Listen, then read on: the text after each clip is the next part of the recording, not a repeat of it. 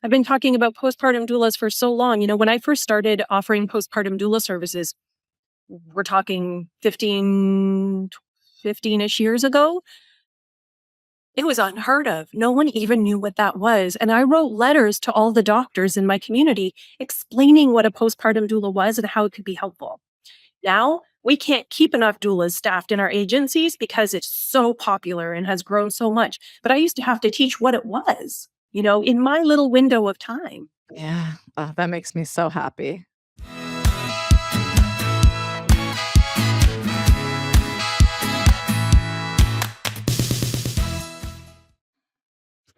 Hello, everybody. Welcome to Spoil Your Baby podcast. I am so excited today to have Stefanie Antunes here. Stefanie is a master doula, an OG doula, I think, pretty much. Doula trainer and owner of Doula Canada. She was my birth doula trainer, and I still have your voice in my head all the time because I think it was only 2 or 3 days we spent together, but huge impact. You're a very gifted and special teacher. So welcome. I'm so happy you're here. Happy to be here. Thank you. So I remember we all went out for lunch during our doula training, and I was sharing with you, this is like, I think it was about 10 years ago now, maybe 9 or 10 years. I was sharing with you about the book I wanted to write and the work I wanted to do.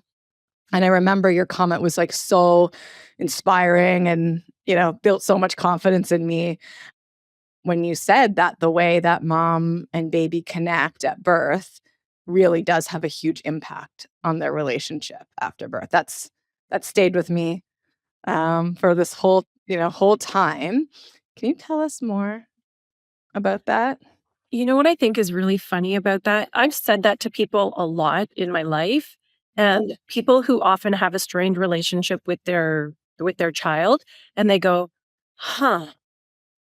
And then they think back to their birth and they're like, "That tracks."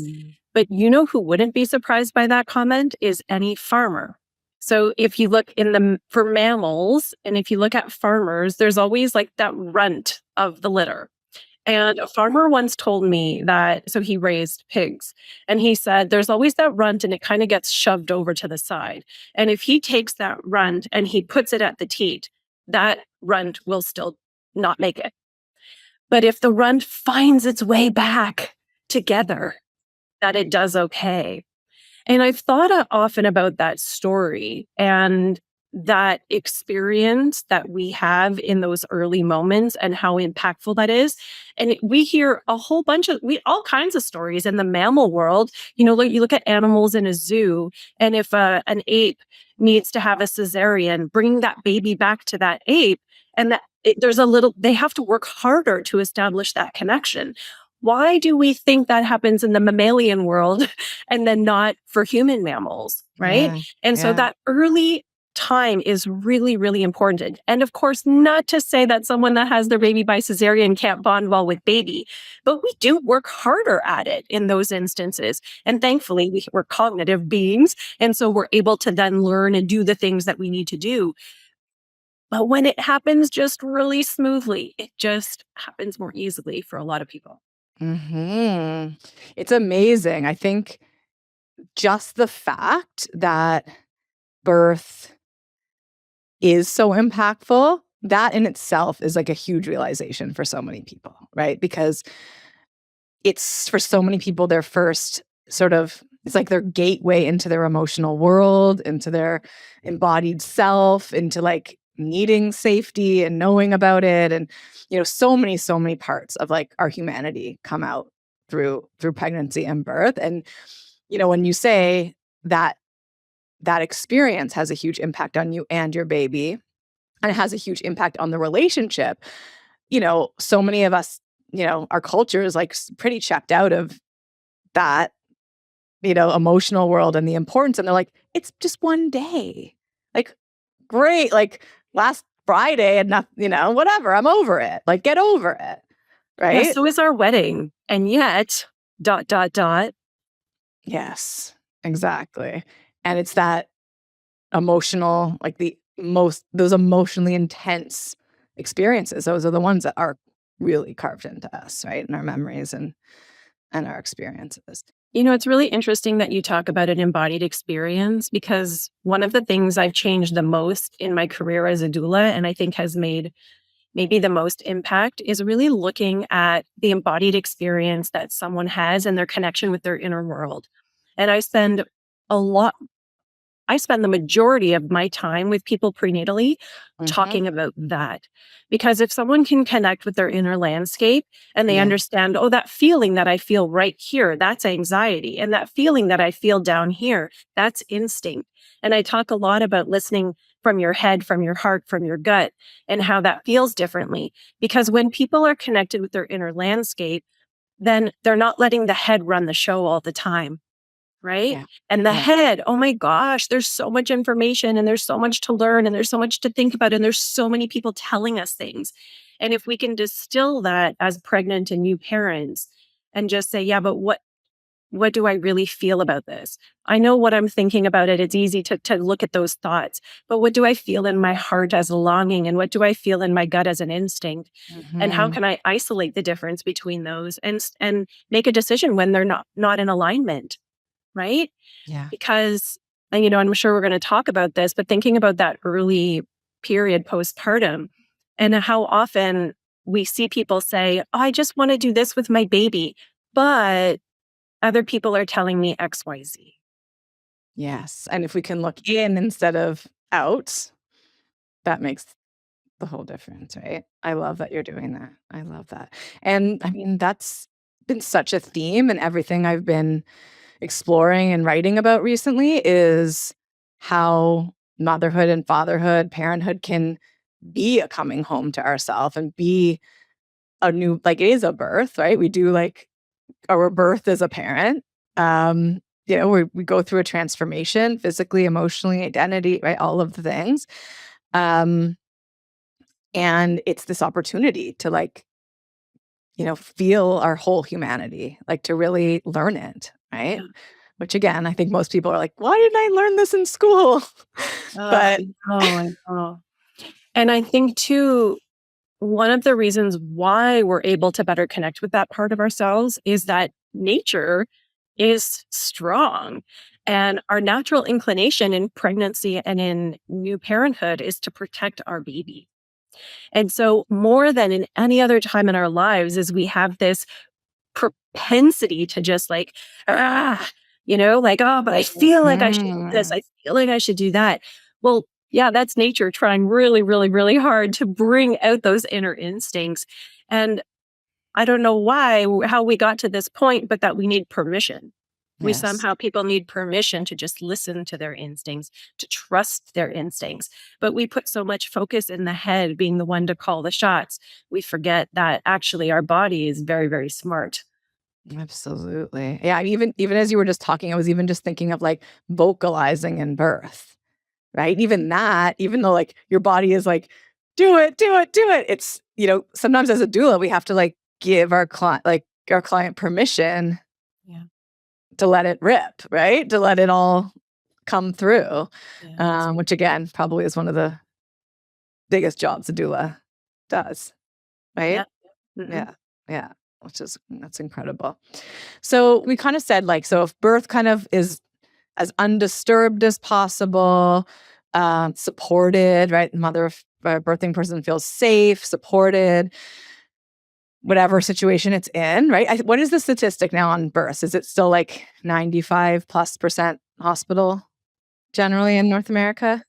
And depends where we're talking about Canada or US. Canada has higher home birth rates, obviously, than the United States does. United States, like a couple percent. Canada is, I think, inching closer towards like 10. Actually, I'm in rural Ontario now, and the midwives they rule birth up here, and so there's a lot like the default is home birth here. Actually, it's just pretty cool. Yeah, yeah. So that's good for Canada. Love that. But still many, the huge majority are happening in the hospital, and there's obviously all kinds of different hospitals, all kinds of different providers, all of these kinds of things. But many parents are coming up against obstacles in the hospital and things that do disturb. birth in a lot of ways. So, you know, when things kind of happen undisturbed, the connection is more free to flow. Can you say more about the impact of disturbed birth on the mother-baby connection, the parent-baby connection? Yeah, I mean, I think, you know, two of the people who, of course, talk about this the most are Michelle Audin and Sarah Buckley. And Sarah Buckley's research so much around the hormones of birth and just the impact of disturbing that. And it fundamentally, we know that it changes the hormonal physiology of birth, right? Well, why does that matter? Well, because the hormonal physiology of birth and early parenthood is around the release of a hormone that actually then has other actions, right? It does other things. In labor, we know that the release of oxytocin is going to give us contractions, right? And contractions is both going to help us in terms of dilation and then also in terms of expulsion. And then after that, in terms of the contracting really firmly to prevent hemorrhage. So I would say that the hormonal physiology of labor is really, really important, obviously. Mhm. Beyond that, it's thinking about, okay, well, what else do we need? Well, we know that endorphins help with coping. So when someone is able to actually feel pain and perceive pain, right, the receptors are like, oh, whoa, I better do something about that, that our brain then releases more endorphins. So more pain, more endorphins, more pain, more endorphins. Well, endorphins, we think of them as helping us to feel better, but they're not only helping us, they're also helping baby. So why might baby benefit from endorphins in labor? Well, think about the constriction baby's getting with every contraction is a bear hug around the baby. And as the baby is coming through the pelvis, of course, as there is overlapping literally of their skull plates, elongation of their skull to allow them to fit more easily. I mean, that can't be that comfortable, you Definitely. know? And so there's Definitely. a lot of things going on for baby that could benefit from endorphins. And literally, we could break this down with every single hormone that's being released and the purpose of it, Yeah. right? Yeah. Some of it is mothering hormones, right? Some of it literally in every stage is mothering hormones. There are so many hormones too that release right before we go into labor. So in those last few days before we go into labor, there are hormones that help to mature our baby's lungs. There are hormones that actually reduce the amount of oxygenation that the baby needs. Why Mhm. would reduced oxygenation be important for a newborn? Because they get reduced oxygenation in their birth, in their labor. Yeah. So a baby that has fewer oxygen needs will fare better through labor. But these are hormonal interactions that happen on their own at specific times, and one fuels the other, fuels the other. And all of this together creates a birthing environment that is likely to be the most effective, the most safe, right, for everybody involved. And yet then there's just so many things that come in and can cause conflict in that. And being disturbed, being watched, being observed is one of the things, of course, that causes the most impact because we're mammals at the end of the day. And I mean, again, any farmer will tell you a lot of mammals don't really like to be interfered with when they're in labor. Yeah. And rushed, right? That was the other thing that's really, really common, right? Yeah. Thinking about those hormones that you mentioned get released right before birth, that would not happen with, aggressive inductions and all kinds of things like that that we see, right? Right. And one of the things we're seeing now is the early induction at 39 weeks, where we used to be seeing weights of closer to 41, at least, 41 and 41 in, sorry, yeah, in like 3 basically was what we used to see. So 10 days past the due date. And now we're seeing these inductions at 39 weeks because of the ARRIVE trial. And gosh, there's so many hormonal things that aren't happening, right? In that early induction period. Yeah. And then we're seeing worse outcomes for baby, like maternal and infant health, Yeah. right? And It just the really, experience in yeah. general. Yes. People's experience of it isn't as positive. Yes, absolutely. The experience really does matter with everything being safe, right? Yeah. Yeah, just thinking about the emotional experience, right? That's like not necessarily on people's list of, what what they're looking for in birth. So it's really important to like say that, right? It is really, really important. I always wonder, and this is, yeah, I wonder, asking for any doctor, policymaker, anyone out there, possibly listening, like, why isn't the medical field looking at any of this? Like their outcomes get worse and worse. And like we're getting these reports every year that are just like everyone's doing worse. And all of these disturbances are going up. And these doctors truly want to save lives and do the best, but they're just not looking. Like what's happening? Just want to put that out there. I think one of the things that we know in about medicine is that when a new truth becomes apparent in evidence, that the average amount of time it takes is almost 2 decades before that is taken into practice across the board. So you're going to have new evidence and you're going to have some early adopters. We all know those doctors and you're just like, oh, I hope I end up with that doctor because they're so awesome. And Mhm. those early adopters and doctors that are actually open to change as well. Yep. And we tend to see a lot more of that in the more high risk hospitals, right? Because they are dealing with unique and challenging situations more often. And so Mhm. they're more open to like looking and changing and pivoting. And Yep. what's the newest thing that we've learned about? We tend to see less change in the more rural hospitals, the level 1 hospitals, where it's just consistent practice. There are very few doctors. There's very little change of new doctors coming in and talking about new ways of doing things. And then there's just the reality in medicine that it's often harder for a new doctor to come in and change things, right? Yeah. There's Like this following a path. yeah, there's this unspoken and spoken thing about just like knowing your place in the medical system. And that's both hierarchical, right? And linear as well. Yeah. Even like I can't even name it because it's too horrific. Like even just thinking of like my neuroanatomy course that I took in undergrad, the acronym to remember the cranial nerves is so disgusting and misogynistic. It comes from the medical schools that even just knowing that, I'm like, okay, that's what we're dealing with. Wow. Like, terrifying. Yeah. But at the time, I was like, "Oh, yeah, that's a great way to remember it." And, now I have some life experience, I can look at it another way. So you can also see how, like, people go through and they're just following everything, right? Culture, practice, everything like that. But we definitely need to make some change. I talk about sometimes, like, I'm writing a new book. I kind of just skip birth, to be totally honest, in it, and I just kind of say, something really terrible is probably gonna happen at your birth. I wish for people to have like, if you have a beautiful birth, like, I wish for everybody to have that, and they happen, but, like, I've been to a bunch of births, you've been to a million births.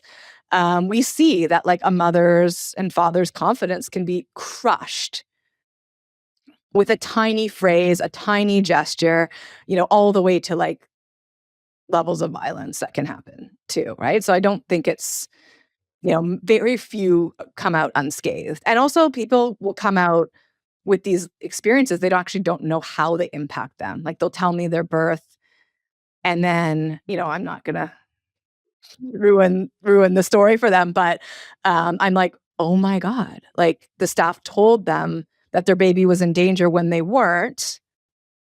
And what's the impact there, right? Like everything has, so I do kind of skip it and I kind of say, that's a detour to your connection and to your relationship to your baby, but you can get back on the highway, you can get back on the road on the next turnpike and connect with your baby and continue. So I would love, because people here will be, pregnant listening, they'll be going on to have their second, third plus, babies. If you could wave a magic wand, Stephanie, you know better than anyone. What hospital practices would you change? Like in that context of like keeping things flowing, keeping the birth hormones flowing, keeping babies together with their parents. in that realm? What comes to your mind? And I know you can't do everything, but we'll do a few. I mean, do I get one magic wand wave Yeah, for birth and you one could for change, like, a postpartum? bunch of things. Whatever you wanna do. Magic for a day. What I would wish for is for care providers to magically realize that they can tailor care to each individual. Hmm. It really doesn't seem that big of an ask. It Yeah. doesn't seem like that big of an ask to me, but it really is.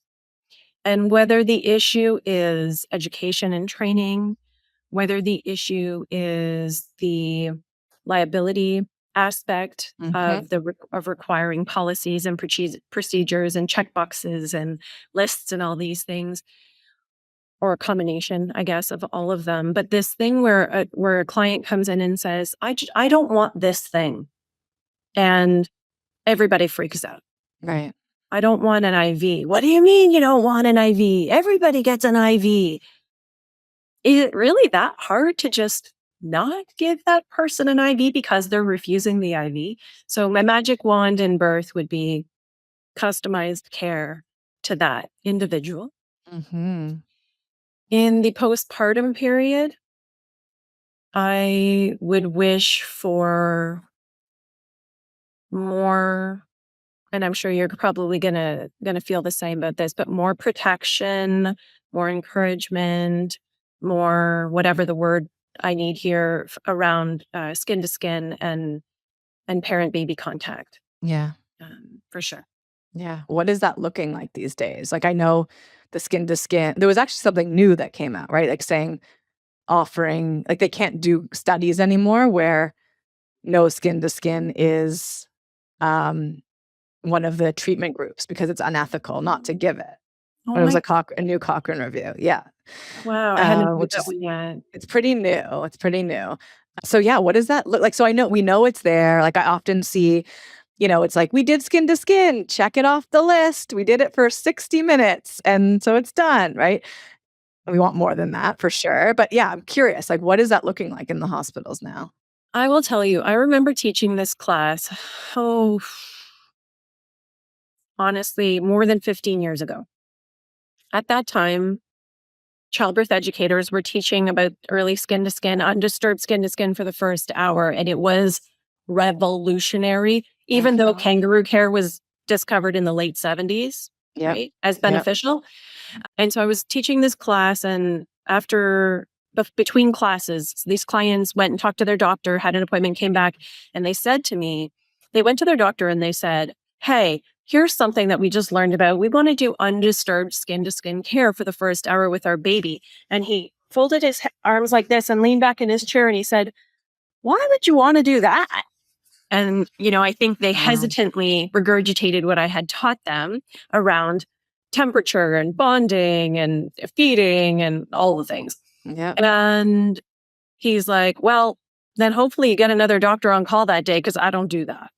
Wow. And they switched doctors. So I remember that story. I still remember those people. And I was just like, wow, way to go. Okay. Yeah. But that was only like 15 years ago. That sentiment from a doctor who was like, "Why would you want to do that?" Mhm. To where we are today, which is when someone says that now, it's expected by the staff that they're going to ask for that. There are many hospitals that is the practice. So we're seeing a lot of that. And one of the things that's different between that and all of the other things people have been talking about for 15 years that haven't changed, right? One of the biggest reasons for that is public health got involved in that discussion.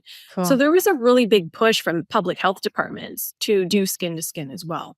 Mhm. And I really wonder if that is what made the difference on that being adopted more Right. smoothly, more easily. 'Cause they're kind of on the inside of the system I in a guess. way or something.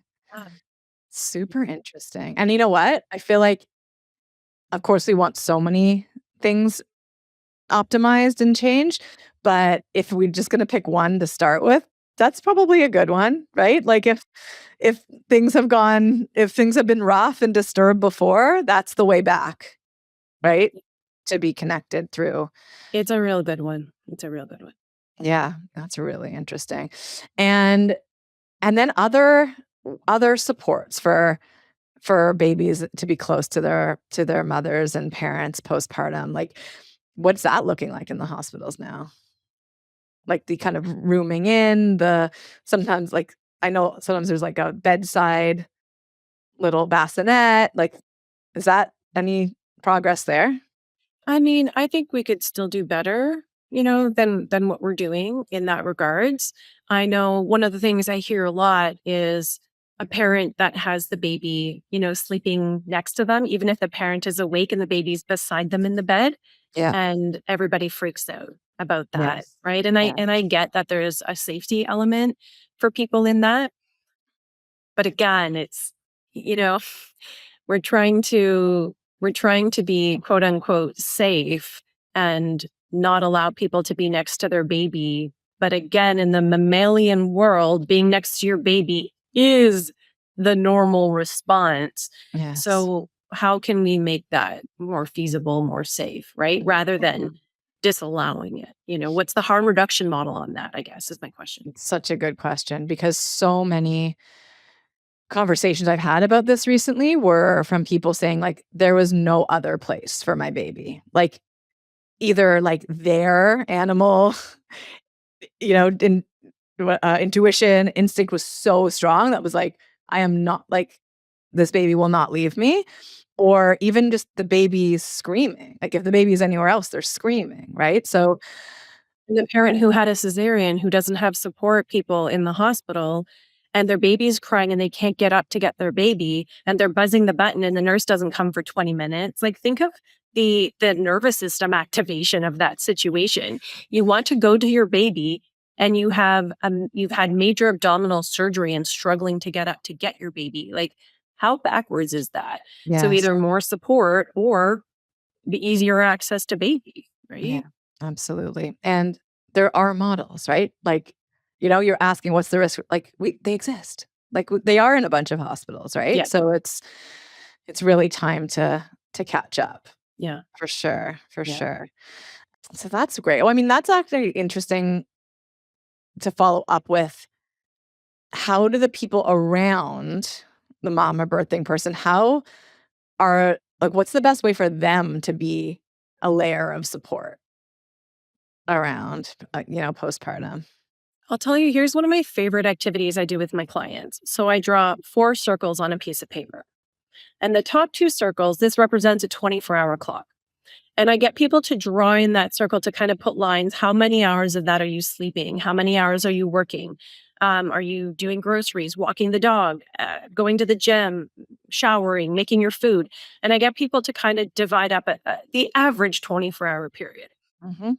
If there are 2 people in the relationship, then I get them to do each one. Yep. And then we do 2 more circles along the bottom, and this represents life after baby. And so if the birthing person is planning on breastfeeding, then, well, we cut that in half because that's about 12 hours of every day.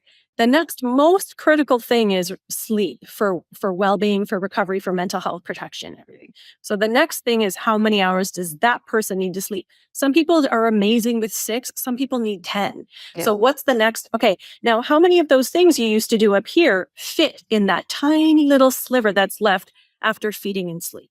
Yeah.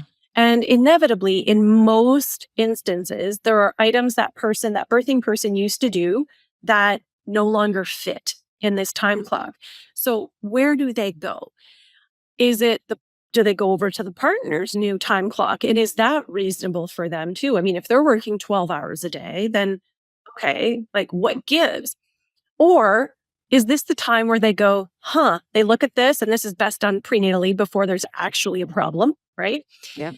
They look at each other and they go, you know what? Maybe we do say yes to one of the moms coming over, like one of the new grandmas coming Yep. over, Yep. for the first couple weeks. Maybe we hire a cleaning service if that's in the budget. If we don't have a budget, maybe we rely on our community, on our church family, or whatever else they have in Yep. in Meal their trains and all Yeah. kinds of things. So it's like being creative and thinking through what might be the challenges when we can do that prenatally versus now we're sleep deprived, we're recovering, we're in pain, we don't know what the hell we're doing. Literally, the most incredible and transformative experience of our lives has just happened. And now we're arguing around who's going to make dinner or who's going to do laundry. Like, Yeah. so planning, and so the partner initiating, family members initiating this conversation and helping with this planning in advance is, I think, really helpful.